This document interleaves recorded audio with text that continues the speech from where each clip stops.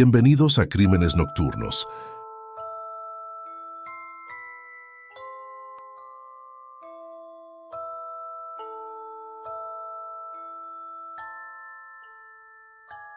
Atención, comunidad de Crímenes Nocturnos. Gracias a todos ustedes, hemos superado la increíble meta de los 1000 suscriptores. Si todavía no te has suscrito, ¿qué estás esperando? Haz clic en el botón de suscribirse y activa la campanita para no perderte ningún video sobre los crímenes más oscuros e impactantes.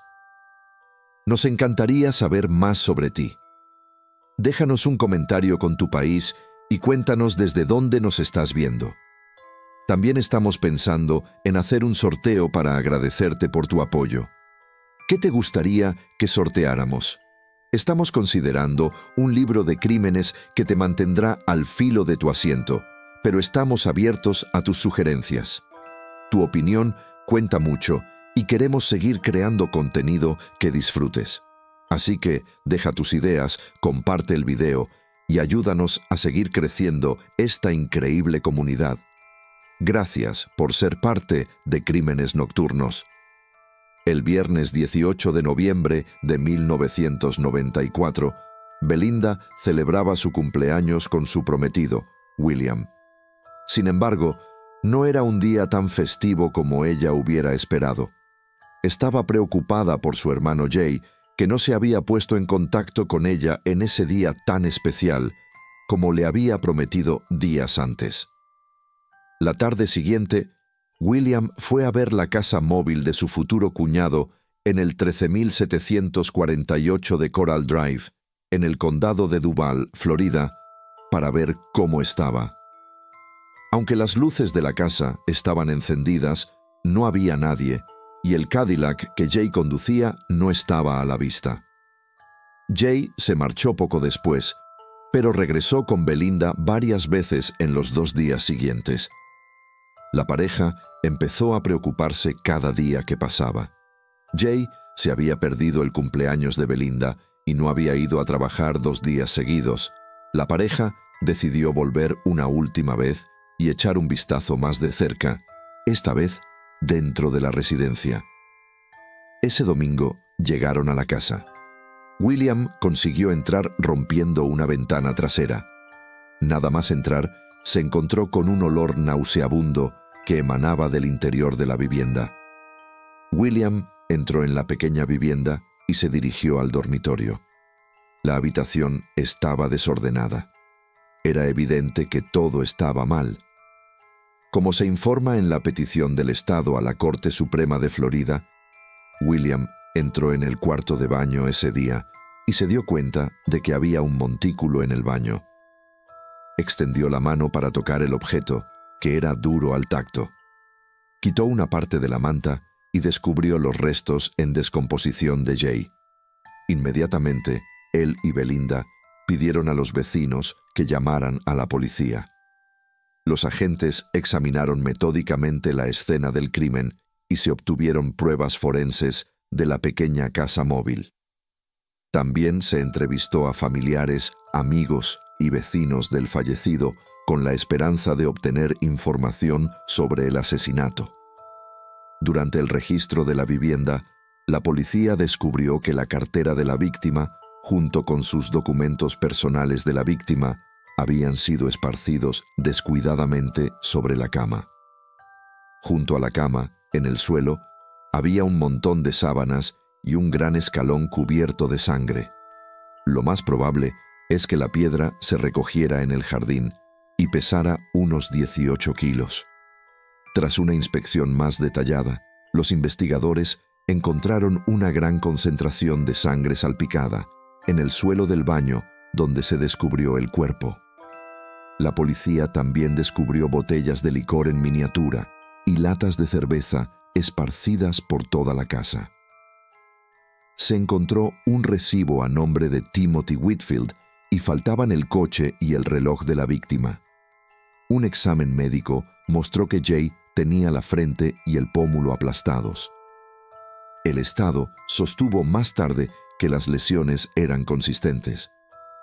La víctima también tenía 5 costillas rotas y abrasiones en un brazo y una pierna. Las heridas indicaban que se había producido un forcejeo entre Jay y su agresor. Se cree que la víctima llevaba muerta más de 3 días. Las fracturas faciales de Jay eran graves, pero no mortales. La causa de la muerte fue asfixia por estrangulamiento, que fue facilitada por el papel higiénico y un trapo alojados en la garganta de la víctima. Es posible que la víctima estuviera inconsciente en el momento en que le rellenaron la boca con el material. Los investigadores no tardaron en encontrar un sospechoso del asesinato de Jay. Basándose en los informes de varios testigos, incluidos vecinos y amigos de la víctima, la policía creía firmemente que el huésped que vivía con Jay era el principal sospechoso en el momento de su muerte. A partir de un retrato robot del hombre conocido como Timothy Whitfield, la policía inició su búsqueda. Las autoridades tardaron 2 días en encontrar a su hombre. El 22 de octubre de 1994, la policía aprehendió y arrestó al presunto agresor en la piscina de trabajo en Jacksonville Beach. La policía interrogó a Whitfield y averiguó que se trataba de un alias. El verdadero nombre del sospechoso, de 32 años, era Gary Ray Bowles. Tras un intenso interrogatorio, finalmente admitió el violento asesinato de Jay. Jay no había sido su única víctima. De hecho, Gary había sido incluido en la lista de los 10 más buscados del FBI en conexión con una serie de otros asesinatos brutales. Era sospechoso de haber abierto un rastro asesino que se extendía a lo largo de la Interestatal 95 desde Maryland a Florida. Los investigadores locales empezaron a darse cuenta de que tenían un asesino en serie. Gary Ray Bowles nació el 25 de enero de 1962 en Clifton Forge, Virginia. Era el segundo hijo de William Franklin Bowles y Francis Carroll Price Bowles. El padre de Gary murió el 22 de julio de 1961. Francis volvió a casarse varias veces tras la muerte del padre de Gary. Según el testimonio de Francis, más tarde ante el tribunal, Gary tuvo una buena infancia. Sin embargo, a los 7 u 8 años, Gary empezó a sufrir malos tratos por parte de su primer padrastro. Su madre confesó que su marido era violento con sus hijos, a menudo golpeando a los chicos con el cinturón o con los puños. Cuando intentaba protegerlos, ella también era víctima de sus abusos. Finalmente, Francis se divorció y volvió a casarse con un hombre llamado Chet. El nuevo matrimonio resultó igual de desastroso. Chet era conocido por sus violentos ataques de ira inducidos por el alcohol y por golpear a Gary, a su hermano y a su madre. Su brutalidad provocó la hospitalización de la madre de Gary en varias ocasiones. Alrededor de los 10 años, Gary empezó a esnifar pegamento y pintura, así como a experimentar con otras drogas en un intento de escapar de su infeliz situación. Finalmente, Gary abandonó la escuela durante el 8º curso. La violencia contra los niños y su madre no cesó durante el año siguiente. Simultáneamente, la ira de los niños hacia su padrastro empezó a aumentar. Finalmente, los chicos se hartaron. A los 13 o 14 años, Gary y su hermano atacaron a su padrastro y lo golpearon severamente. En un momento dado, uno de los chicos lo golpeó en la cabeza con una piedra. Frustrado por la decisión de su madre de permanecer en el matrimonio, Gary se fue de casa para vivir en la calle. Durante su juventud y edad adulta, se mantuvo económicamente prostituyendo su cuerpo. Sin embargo, nunca ganó lo suficiente para mantener su propia residencia y permaneció sin hogar durante la mayor parte de su adolescencia y edad adulta. Gary no se consideraba gay, pero probablemente se dedicaba a actividades homosexuales estrictamente por beneficio económico. Según un artículo de Todd Simmons, Gary solo recibía sexo oral de los hombres a los que estafaba y prohibió el coito real durante sus encuentros sexuales. El verdadero interés de Gary eran las mujeres, y se sabía que había estado involucrado en varias relaciones cuando era adulto. Vivió temporalmente con algunas de sus novias, pero la mayoría de las relaciones fueron infructuosas y, en ocasiones, violentas. Una de las relaciones de Gary fue especialmente violenta. Cuando tenía poco más de 20 años, vivió poco tiempo con una mujer llamada Wesley en el condado de Hillsborough, Florida. En junio de 1982, Gary atacó brutalmente a la joven, agrediéndola sexualmente y golpeándola. Como resultado del ataque, Wesley sufrió hematomas en el cuello similares a huellas dactilares, lo que sugiere que Gary intentó estrangularla. También le mordió uno de los pechos y le golpeó fuertemente la cara hasta el punto de que se le hincharon los ojos. Los médicos dijeron a Wesley que también había recibido laceraciones internas en la vagina y el recto. Por otra parte, un agente del FBI declaró que durante su investigación de la escena del crimen, se encontró en el dormitorio y el baño de la residencia de Wesley contenían una cantidad significativa de sangre. Según su declaración en el informe judicial, las salpicaduras de sangre en la pared llegaban hasta 1,5 metros por encima de la cama. El delito demostraba la naturaleza violenta de Gary, que fue condenado a 6 años de prisión. Sin embargo, no está claro qué parte de la condena cumplió realmente. Tras su salida de prisión, se añadió otra condena a los antecedentes penales de Gary. Gary fue condenado en el verano de 1991 por robo a mano armada en el condado de Volusia, Florida. Empujó a una mujer y le robó el bolso antes de huir. Finalmente, fue detenido, arrestado y condenado a 4 años de prisión. Una vez más, no está claro cuánto tiempo cumplió realmente de la condena. Tras su salida de prisión, Gary cometió aún más delitos violentos que llamaron la atención del FBI. La confesión de Gary proporcionó abundante información sobre los hechos relacionados con el asesinato de Jay. Los investigadores averiguaron que Gary conoció a Jay a principios de noviembre de 1994 en Jacksonville Beach. Es probable que ambos mantuvieran relaciones homosexuales poco después de conocerse. Después de pasar varios días con Gary, Jay se mudó a un remolque en Coral Drive, en el condado de Duval. Gary ayudó a Jay con la mudanza y fue invitado a vivir con ellos temporalmente. Gary vivió con Jay unas 2 semanas. Durante ese tiempo, le pidieron a Gary que se fuera después de una disputa sobre su comportamiento hacia una amiga de Jay. Sin embargo, el problema se solucionó y Gary volvió a instalarse en la caravana. Durante el interrogatorio sobre la muerte de Jay, los investigadores se enteraron de que el día del asesinato, Gary había estado de fiesta con Jay y un amigo llamado Rick. Gary alegó que él y Rick habían estado bebiendo cerveza y fumando hierba la tarde del asesinato, mientras Jay estaba en el trabajo. Los hombres continuaron la fiesta después de que Jay llegara a casa. Aproximadamente a las 20 horas, Jay llevó a Rick a la estación de tren con Gary en el asiento trasero. Mientras esperaban el tren, los hombres bebieron más cerveza y fumaron más hierba. Rick testificó más tarde que en el momento de su salida hacia el tren, Gary estaba muy ebrio por el alcohol, pero coherente. Después de que Rick cogiera el tren, Jay y Gary volvieron a la caravana. Gary siguió bebiendo aproximadamente media docena de cervezas más. En un momento dado, Jay se fue a dormir a su dormitorio, dejando a Gary en el salón de la caravana. Gary declaró que algo dentro de él se rompió en algún momento de esa noche.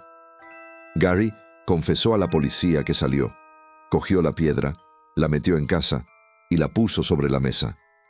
Afirmó que se detuvo momentáneamente a pensar y luego procedió a llevar la piedra al dormitorio. Mientras Jay dormía, Gary dejó caer la pesada piedra sobre su cabeza. Jay se despertó, aturdido por el golpe. Poco después, se produjo un breve forcejeo. Un artículo de Vivian Wakefield decía que Gary llenó la boca de Jay con un trapo y papel higiénico antes de estrangularlo hasta la muerte.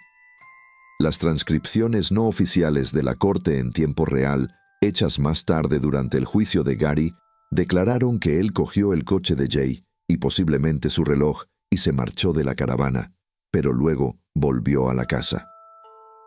Gary permaneció en la casa aproximadamente 2 días. En un momento dado, llevó a una mujer sin hogar conocida a la casa por un corto tiempo antes de devolverla al lugar donde la había encontrado. Se cree que ella no era consciente de que se había producido el delito. El coche robado a Jay tras su muerte fue abandonado varios días antes de que Gary fuera detenido. Los investigadores supieron que desde ese momento hasta su detención residió en un motel de Jacksonville Beach. Poco después de que Gary confesara los hechos que rodearon la muerte de Jay, los investigadores supieron que su asesinato fue solo uno de varios cometidos por Gary. Gary admitió ante las autoridades ese mismo día que también era responsable del asesinato de otros 2 hombres en Florida, John Roberts y Albert Morris. El FBI ya había participado en las investigaciones de ambos asesinatos, en los que Gary ya era sospechoso. También estaban involucrados en otros 3 casos de asesinatos similares, en los que Gary también era el principal sospechoso. No pasó mucho tiempo antes de que los investigadores fueran capaces de reunir las pistas que eventualmente los llevaron a darse cuenta de las atrocidades cometidas por Gary Ray Bowles. El 14 de abril de 1994, la policía de Daytona llegó a la residencia de John Hardy Roberts, de 59 años. Roberts, de 59 años, que había sido brutalmente asesinado. El cuerpo de Roberts, gravemente golpeado, fue descubierto en el suelo de su salón. Había sido estrangulado y se encontró un trapo metido en la boca. Su cabeza también mostraba signos de trauma severo y uno de sus dedos estaba casi cortado de su mano. A juzgar por el desorden de la habitación, parecía como si hubiera tenido lugar una lucha violenta antes de la muerte de Roberts. Había salpicaduras de sangre por todas partes. La mesa de café y una lámpara de cristal yacían destrozadas por el suelo. Además, faltaban el coche de la víctima y una cartera con dinero en efectivo y tarjetas de crédito. Durante la investigación, las autoridades encontraron una gran cantidad de pruebas que vinculaban el asesinato con un posible sospechoso. Todas las pruebas descubiertas en la escena del crimen señalaban a Gary Ray Bowles como el asesino. Las huellas dactilares y los papeles de la condicional de Gary se encontraron en la escena y los registros telefónicos revelaron que Gary hizo numerosas llamadas a su familia desde la casa de Roberts. Según las autoridades, Gary intentó utilizar las tarjetas de crédito del fallecido. Gary dijo más tarde a los investigadores durante su confesión que Roberts ofreció a Gary la oportunidad de vivir con ellos temporalmente en su casa. Aunque los detalles de la relación no están claros, se cree que Gary participaba en una actividad homosexual con fines lucrativos con Roberts. Varias semanas después de su estancia, los dos tuvieron una disputa por una mujer y se pidió a Gary que se marchara. Cegado por la rabia, Gary atacó a Roberts con una lámpara de cristal, golpeándole repetidamente en la cabeza. En su intento de escapar, Roberts cayó sobre la mesa de café, donde fue asfixiado por Gary. A continuación, Gary le robó el coche y la cartera y huyó del lugar. Rápidamente se inició una persecución de Gary. Aunque las autoridades recuperaron el coche de Roberts en Georgia, Gary no apareció en ninguna parte. Finalmente, el rastro de Gary condujo a los investigadores a los suburbios de Maryland, donde había tenido lugar otro asesinato similar. El 14 de abril de 1994, un empleado de mantenimiento descubrió los restos en descomposición de David Jarman, de 38 años, en el sótano de su casa en Silver Spring. Al igual que Roberts, Jarman había recibido una paliza antes de que le rellenaran la boca con un trapo y ser estrangulado hasta la muerte. Faltaban el coche y la cartera de la víctima. Según Todd Simmons, Jarman fue visto la noche anterior a su muerte en un bar gay en Washington, D.C., con un hombre que coincidía con la descripción de Gary. Todd Simmons dijo además que las tarjetas de crédito de Jarman habían sido usadas. Gary fue finalmente acusado del asesinato, pero las autoridades siguieron eludiendo su paradero. Varias semanas después, el rastro de Gary llevó a los investigadores más al sur, a Savannah, Georgia.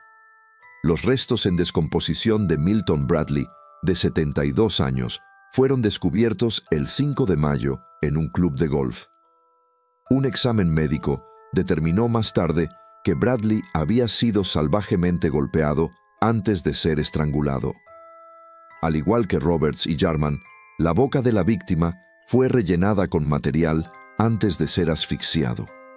Los asesinatos conmocionaron a la pequeña ciudad porque Bradley era un ciudadano muy conocido y un reconocido veterano de la Segunda Guerra Mundial.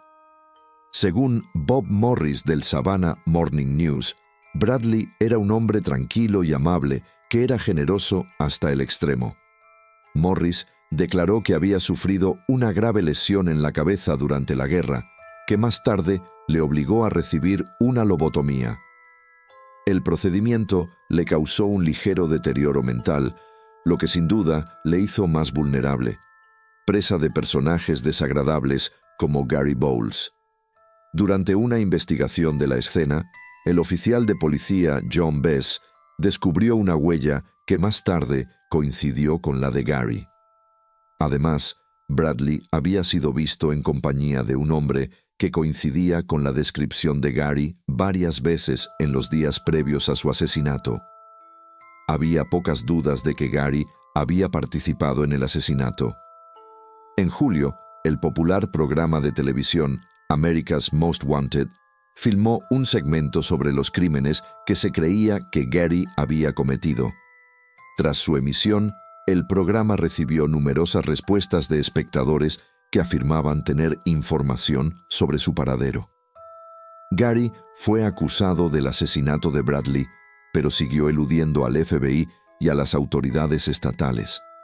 Ese mismo mes, ocurrió otro asesinato que una vez más tenía sorprendentes similitudes con los otros asesinatos.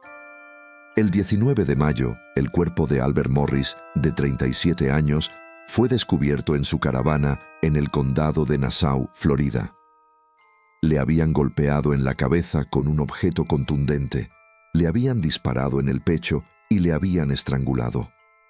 Morris también tenía una toalla metida en la boca y atada a la cabeza. En el lugar del crimen faltaban su coche y su cartera con tarjetas de crédito. Una vez más, Gary se convirtió en el principal sospechoso en el caso de asesinato. Se cree que Gary se acercó a Morris, a quien conoció en un bar gay de Jacksonville. Poco después de su encuentro, Gary fue invitado a quedarse con Morris en su caravana a las afueras de Hilliard, Florida. Simmons declaró en su artículo que Gary vivió con Morris durante aproximadamente 2 semanas antes de su muerte. La noche anterior al descubrimiento de su cuerpo, los 2 hombres fueron vistos discutiendo en un bar antes de ser expulsados. Basándose en las pruebas de la escena del crimen, Gary fue acusado una vez más de asesinato, aunque no se le encontró por ninguna parte. El FBI, que llevaba tiempo involucrado en la investigación, sospechó que estaba implicado en otro asesinato. Ese mes de mayo se descubrió el cadáver de Alberson Carter, de 47 años, en su residencia de Atlanta. La escena del crimen se parecía a la de los otros crímenes atribuidos a Gary, con el mismo modus operandi. Las pruebas forenses lo relacionaron con el crimen, por el que posteriormente fue acusado. Se cree que Carter fue la quinta víctima de Gary. Gary no fue acusado de ningún otro asesinato hasta su detención por el asesinato de Jim Hinton. Según Wakefield, Gary confesó más tarde los asesinatos de Roberts, Morris, Carter, Jarman y Bradley. Después de extensos interrogatorios por el FBI y las autoridades estatales, Gary fue colocado en una cárcel del condado de Duval a la espera de sentencia por su último crimen conocido. El 8 de diciembre de 1994, Gary Bowles fue acusado de 2 cargos. Se le acusó de asesinato en primer grado de Jay Hinton y de robo. Wakefield declaró que Gary se declaró culpable únicamente del cargo de asesinato en primer grado. El Honorable Jack M. Skimmer presidió la sentencia de Gary en la Corte del Cuarto Circuito Judicial del Condado de Duval, Florida. El proceso se desarrolló con rapidez. El equipo de acusación del Estado, liderado por el asistente del fiscal del Estado Bernardo de la Rionda, argumentó que el asesinato de Jay fue motivado por el afán de lucro de Gary. Además, argumentaron que el crimen tenía una motivación sexual y estaba inspirado por su odio a los homosexuales. Los defensores públicos asignados para representar a Gary fueron los abogados William White y Charles Coffer. Argumentaron, entre otras cosas, que su cliente sufría de inestabilidad mental cuando asesinó a Jay Hinton. Se sugirió que su trastorno mental era el resultado de los abusos que Gary sufrió durante su infancia, lo que se agravó aún más con la muerte de Jay Hinton. También argumentaron que el asesinato no tuvo motivación sexual. Tras la presentación de los argumentos, el jurado que juzgaba el caso levantó la sesión durante un breve periodo antes de emitir su veredicto. El jurado declaró a Gary culpable del asesinato en primer grado y del robo de Jay Hinton. Por 10 votos a favor y 2 en contra, recomendó la pena de muerte, que fue aceptada por el tribunal. Se sugirió que Gary fuera ejecutado mediante la silla eléctrica. Los defensores públicos presentaron inmediatamente un recurso directo ante el Tribunal Supremo de Florida. En la apelación se argumentaron más de media docena de cuestiones, una de las cuales citaba que el Estado no aportó pruebas que demostraran que el asesinato tuvo una motivación homosexual. Por otra parte, también se argumentó que el tribunal se equivocó al concluir que Gary había cometido el asesinato por motivos económicos. Una vez revisado el caso, el Tribunal Supremo de Florida consideró que no existía una relación causal entre el supuesto odio de Gary y el hecho de que hubiera cometido el asesinato por motivos económicos, entre el supuesto odio de Gary hacia los homosexuales y el asesinato de Jay. Confirmó la condena, pero anuló la pena de muerte. Devolvieron el caso al Tribunal de Circuito del Estado para que dictara una nueva sentencia. Según el artículo de Wakefield, de la Rionda estaba decepcionado por la decisión del tribunal de volver a juzgar a Gary. Durante el juicio de resentencia, algunos de los delitos anteriores de Gary se incluyeron en el caso del Estado. Los delitos graves incluyeron sus condenas por agresión sexual, robo y el asesinato en primer grado de Roberts y Morris, de los que se había declarado culpable. Tras un intenso debate entre la acusación y la defensa, el jurado deliberó. El 27 de mayo de 1999, el jurado emitió su veredicto tras solo 1 hora de deliberación.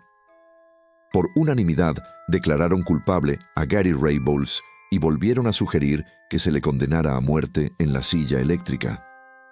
El abogado de Gary presentó un recurso ante el Tribunal Supremo de Florida. Esta vez, Se plantearon 12 cuestiones en la petición de la defensa. Entre las cuestiones, Bowles alegó que el tribunal se equivocó al permitir que el Estado introdujera las condenas por asesinato de Roberts y Morris, siendo que no estaban en la sentencia original. Por otra parte, también argumentaron que el tribunal se equivocó en su conclusión de que el asesinato fue cometido en el curso de un robo con fines de lucro. El 11 de octubre de 2001, el Tribunal Supremo de Florida falló a favor del Tribunal de Circuito. No encontraron errores durante el procedimiento de nueva sentencia, apoyando así su recomendación de la pena de muerte. Frustrados por la decisión, los abogados de Gary presentaron entonces otra petición, esta vez al Tribunal Supremo de los Estados Unidos. Sin embargo, la petición fue denegada en junio de 2002. Gary Ray Bowles comió 3 hamburguesas con queso y patatas fritas en su última comida y fue ejecutado por inyección letal el 22 de agosto de 2019 en la prisión estatal de Florida, en Stark.